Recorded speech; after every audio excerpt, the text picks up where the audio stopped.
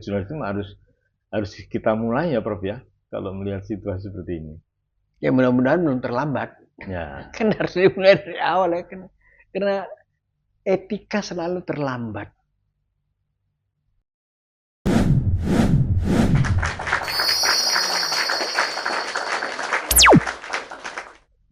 Dia selalu hanya terlambat dibandingkan kemajuan teknologi informasi. Saya kira etika kita soal media masih zaman lama ini. Nggak pernah kita nggak membayangkan media sosial tiba-tiba kayak gini harus kita bangun harus etika seperti apa? Kan nggak ada. Kalau jurnalisme yang benar, jurnalisme tradisional lah ya, kan ada etikanya. Ya. Check and recheck itu kan etika. Ada kode etik jurnalistik. Ada kode etik jurnalistik, ada semua, ada profesi kan harus punya. Ya. Harus punya kode etik setiap profesi. Nah sekarang enggak itu. Ya. Karena semua orang bisa melakukan apa aja dalam media ini. Jadi kembali ke ini, Prof. Ada terpaan konten yang saya kira itu tidak terkontrol tadi Prof Otman katakan. Nah, dalam konteks seperti itu, Prof. Terus negara tidak bisa melakukan apa-apa karena itu sangat person. Nah, apa yang harus kita bangun di masyarakat untuk kesadaran ke sana? Ya membangun peradaban media dengan benar dalam konteks etika. Itu yang dibutuhkan, Prof ya, peradaban media. Peradaban media. Walaupun kita sulit mengejarnya ya. Kamu kemajuan teknologi informasinya kan cepat banget. Sementara membangun peradaban itu kan susah kan. Saya kira itu. Negara bisa punya hak nutup. Nah, harusnya, tapi kan susah juga. Gimana caranya? Yang sekarang lebih cenderung ini, Prof.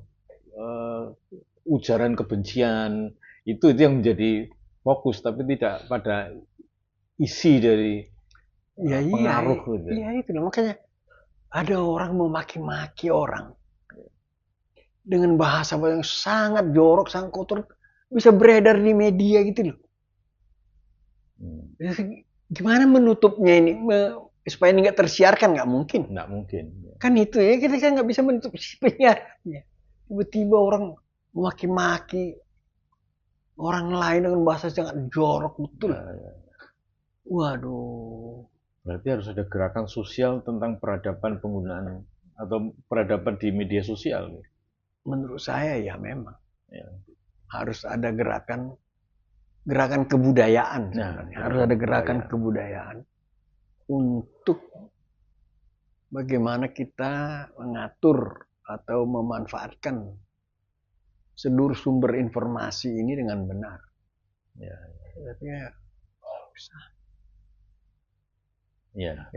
Kembali ke persoalan media tadi, Prof. Saya tertarik dengan bergugurannya media-media mainstream dan munculnya media scroll yang seperti marak sekarang ini. Itu kan fakta sudah tidak menjadi pertimbangan, ya kan? Sudah tidak menjadi pertimbangan. Dan ini akan menciptakan pengangguran baru, di mana ini mereka intelektual, pengangguran intelektual ini kira-kira apa ya Prof yang akan terjadi? Kan repotnya media kita media kita hidup dari iklan. Ya. Nah sekarang iklan nggak ada. Iklan karena diambil alih juga oleh media sosial dan lebih murah dan lebih menjangkau lebih luas. Iklan di TikTok itu coba itu. Iklan opo aja murah-murah. Gimana media jurnalisme media televisi mau mengejar kecenderungan kayak gitu nggak mungkin. Ya, tutup dia. Koran juga orang nggak mau baca kok. Orang lebih mudah karena kemudian ngerasani kita tuh lebih kuat, jadi orang lebih cepet aja dia lihat Instagram bisa lihat Facebook, bisa lihat apa saja, dan bisa lebih cepat, bisa lagi diulang-ulang. Dan itu memenuhi selera ya. Memenuhi selera. Memenuhi selera sekarang kan. Aduh, gimana mau hidup, koran mau hidup sekarang nggak ada iklan, televisi mau hidup nggak ada iklan. Nah, orang lebih mudah mengiklankan di media sosial dan nggak mahal. Nggak mahal. Sepanjang memperbanyak komunitasnya dia. Dan penontonnya bisa ratusan ribu ya, cepat gitu. Koran kita di Indonesia ini yang oplas 1 juta mungkin, yang pernah mengalami oplas 1 juta karena beberapa. Sekarang sudah nggak ada lagi lah. Nggak ada lagi. Nggak mungkin lagi. Dulu pernah mungkin jutaan hanya 1-2 koran. Sekarang nggak mungkin. Nah, di media sosial bisa viewernya bisa jutaan kayak gitu. Waduh. Ya, itu susah. Nah, ini apa akibat dari kurangnya literasi digital? Kalau pemberitaan yang seperti itu, orang menjadi lebih tertarik ke media sosial, tetapi sementara pemanfaat itu kurang literasi digital.